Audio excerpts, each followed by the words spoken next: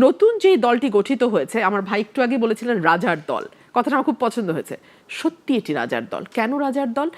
এই দলের যিনি প্রধান নাম্বার 1, তিনি গতকাল পরশু পর্যন্ত এই সরকারের অংশ ছিলেন।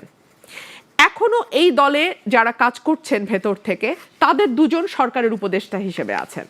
এই দলটির ব্যাপারে সরকারের ব্লেসিং এতটাই যে প্রধান উপদেষ্টা পর্যন্ত বিদেশি গণমাধ্যমকে সাক্ষাৎকার দিতে গিয়ে বলেছেন, আমি ওদের বলেছি দল করতে, আমি ওদের বলেছি দল করতে, না করলে মানুষের যে একদম মানুষের যে প্রত্যাশা কোনোটাই পূরণ হবে না, অন্য দলগুলো খেয়ে ফেলবে। তার মানে কি?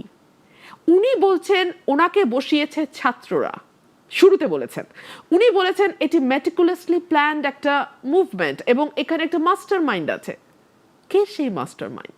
সো ওনার পরিচয় করে দিয়েছেন, হ্যাঁ, যাকে পরিচয় করে দিয়েছেন তিনিও কিন্তু উপদেষ্টা পরিষদে আছেন এবং তিনি কালক্রমে এই দলের সঙ্গে যুক্ত হবেন বলে পাবলিক পারসেপশন খুব দৃঢ়ভাবে আছে। সো আপনি আসলে এই গভর্নমেন্টের সাথে এই দলটাকে খুব বেশি আলাদা করতে পারবেন না।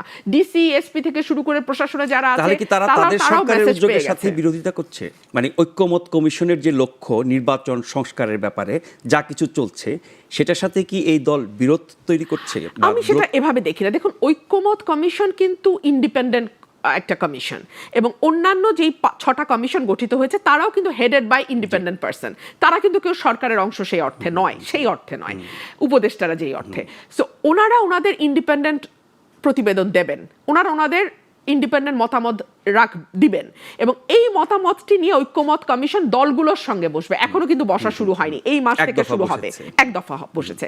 সো সিরিজ বৈঠক হবে এবং যেটা প্রধান উপদেষ্টা বিবিসিকে বলেছে, বিবিসি বাংলাকে, তিনি বলেছেন যে দলগুলো কি বলছে, কে কি প্রস্তাব দিচ্ছে সেটা আমরা প্রকাশ করব, কোন কোন প্রস্তাবগুলো কমন ভাবে এসছে সেটা আমরা প্রকাশ করব, কোন কোন প্রস্তাবগুলো একটু সংশোধন করে দলগুলো মানতে রাজি সেটা আমরা প্রকাশ করব। অর্থাৎ এক ধরনের ট্রান্সপারেন্সি বা ক্ল্যারিটির কথা তিনি বলেছেন। সো আমি মনে করি আমরা একটু অপেক্ষা করি, আমরা দেখি কতটুকু প্রকাশিত হয়। সেখানে ঐক্যমতের কথা বলা হয়েছে, নির্বাচনের ব্যাপারে, সংস্কারের ব্যাপারে কিছু বলা হয়নি। সে না, সব প্রধান উপদেষ্টা বলেছেন সব দলগুলো যে বিষয়গুলোতে একমত হবে। কিন্তু নির্বাচনের ব্যাপারে আপনি কি লক্ষ্য করেছেন, বিবিসি যখন তাকে রিপিটেডলি প্রশ্ন করেছিল ডিসেম্বরে কি নির্বাচন, তিনি বলছেন আমি তো এমনটি বলেছি।